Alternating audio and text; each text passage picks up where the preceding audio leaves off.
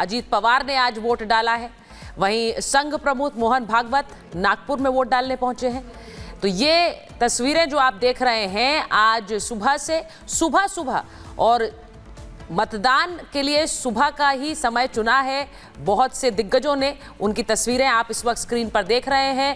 आज महाराष्ट्र में वोटिंग का दिन है और महाराष्ट्र किसको अपने लिए सत्ता पर काबिज करता है आज वो तय कर देगा। 23 तारीख को परिणाम आने हैं, लेकिन उससे पहले अजीत पवार की ये तस्वीरें आप देख रहे हैं।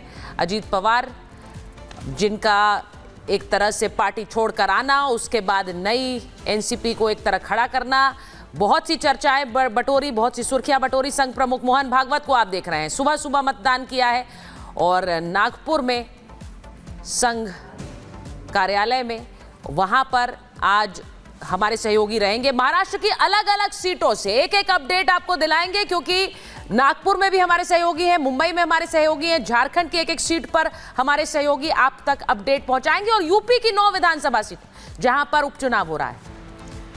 तो इस वक्त अवधेश कुमार सीनियर जर्नलिस्ट हमारे साथ जुड़े हुए हैं। प्रेम कुमार जी स्टूडियो में हमारे साथ मौजूद है। बहुत दिलचस्प ये चुनाव है।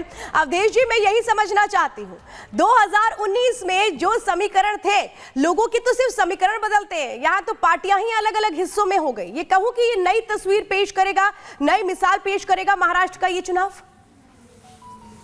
नहीं, महाराष्ट्र में ये इस समय मेरा मानना है कि एक संक्रांतिकालीन स्थिति है, क्योंकि वोटर भी कंफ्यूज्ड है कि इस एनसीपी को दें कि अजीत पवार की एनसीपी को दें, शिवसेना शिंदे को दें, शिवसेना उद्धव ठाकरे को दें। केवल 2 पार्टियां इंटैक्ट हैं, कांग्रेस और बीजेपी, तो वहां समस्या नहीं है। देखिए, महाराष्ट्र के चुनाव में आप देखेंगे तो 65% जो सीटें हैं उस पर तो 60 से 65% के आसपास मोस्टली बीजेपी और कांग्रेस। वो प्रोसीजर बहुत ही सरल। The entire procedure was very smooth.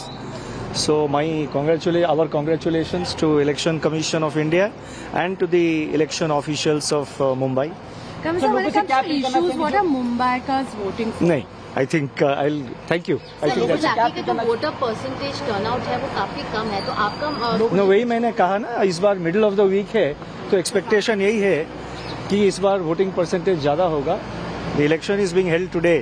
The polling is in the middle of the week. Election is being held today. Voting Maharashtra में जारी है। अवधेश जी, जो बात आप कह रहे थे, आपको लगता है कंफ्यूजन की स्थिति अभी भी है एनसीपी या शिवसेना गुट में, क्योंकि लोकसभा का एक चुनाव हो चुका है और आपको लग रहा है कि वो कंफ्यूजन की स्थिति अभी भी होगी पार्टियों के स्प्लिट होने के बाद, टूटने के बाद? जी बिल्कुल। देखिए वहां एनसीपी शरद पवार का एनसीपी अजीत पवार से मुकाबला आप देखें कि 70% पर दोनों, जहां जहां उनको टिकट है वहां इनको टिकट है, बाकी जगह ही वहां कांग्रेस और बाकी से इनका मुकाबला है। वही हालत शिवसेना के साथ भी है।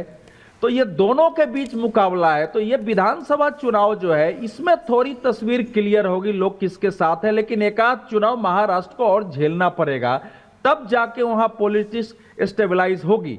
लेकिन इस समय जो महाराष्ट्र का वातावरण है, वो जिस ढंग से वहां मुस्लिम संगठनों में होड़ लगी हुई थी कि हम महाविकास अघाड़ी के पक्ष में खड़े हों और अपनी डिमांड लेके आ रहे थे, खड़े होकर वोट जिहाद की बात कर रहे थे, उसका भी एक असर महाराष्ट्र में एक क्रॉस उत्तर से दक्षिण, पूरब से पश्चिम गया है। अब उसको बीजेपी, शिवसेना, शिंदे कितना उसको अपने पक्ष में ला पाए हैं, ये परिणाम के बाद दिखेगा। अजीत पवार जी ने थोड़ा अलग लाइन लिया है भविष्य की दृष्टि से देखते हुए कि भाई हमारा अगर पूरा वोटर ही खत्म हो जाएगा, अगर हम बीजेपी हो जाएंगे तो हमारी पहचान क्या रहेगी। इसलिए उन्होंने नवाब मलिक को, उनकी बेटी को बीजेपी के न चाहते हुए भी टिकट दिया। और टिकट दिया बीजेपी, किसकी क्या रह जाएगी, ये बहुत तरीके से कहें कि अग्नि परीक्षा भी है, बहुत लोगों के लिए अग्नि परीक्षा भी है। और बहुत सारी ऐसी जगह, चूंकि महाराष्ट्र 6 भागों में बटा हुआ है, जिसमें हर एक हिस्से का अपना अलग मिजाज है, अपना अलग समीकरण है, और इसीलिए महाराष्ट्र के चुनाव बेहद दिलचस्प भी होते हैं, क्योंकि आप कैलकुलेट नहीं कर सकते, अगर एक जगह कुछ हुआ है दूसरा वैसा ही जगह होगा। प्रेम कुमार जी, मैं आपसे जरा समझना चाहती हूँ कि कुछ सीटें हैं जिस पर सभी की निगाह है, जिसमें चाहे हम विदर्भ की बात करें, मराठवाड़ा की बात करें, आपको लगता है यहाँ वही इक्वेशन 2019 की रहेगी या बिल्कुल तस्वीर बदल जाएगी? देखिए, हाल में लोकसभा चुनाव भी हुए थे और वोट प्रतिशत के हिसाब से दोनों को पक्ष को लगभग समान वोट परसेंट मिले, बहुत स्लाइटली परसेंटेज बोलिए इंडिया गठबंधन का ज़्यादा था, लेकिन सीटों के मामले में वो फर्क था जब असेंबली सेगमेंट में देखते हैं।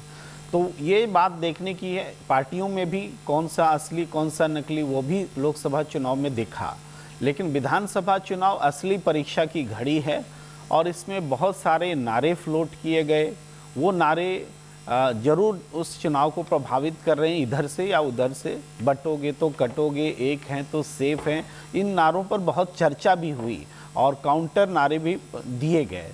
तो ये चुनाव जो है निश्चित रूप से इन नारों के इर्द गिर्द रहा। इसके अलावा लोग बातें हैं, एक तो ये नारे जो बीजेपी की ओर से फ्लोट किए गए उसमें खुद अंतर विरोध भी दिखा पार्टी में भी और अलायंस में भी। इसके अलावा इसके समांतर कांग्रेस ने उस नारे को काटने की कोशिश की। उसका क्या इम्पैक्ट दिखता है ये तो वोट के बाद पता चलेगा और विश्लेषण वगैरह हम लोग करते रहेंगे। ये जो चुनाव रहा है अवधेश जी, आप भी देखेंगे इसमें मुद्दे कम थे, नारे ज्यादा थे। ये ऐसा चुनाव हो गया जिसमें नारे टुक ओवर, और एक नारे की काट में न जाने कितने नारे और आए। अब इन नारों का कोई प्रभाव पड़ेगा जनता पर, या फिर जनता सोच रही होगी नारे ही दे रहे हैं हमें और कुछ तो दे नहीं रहे?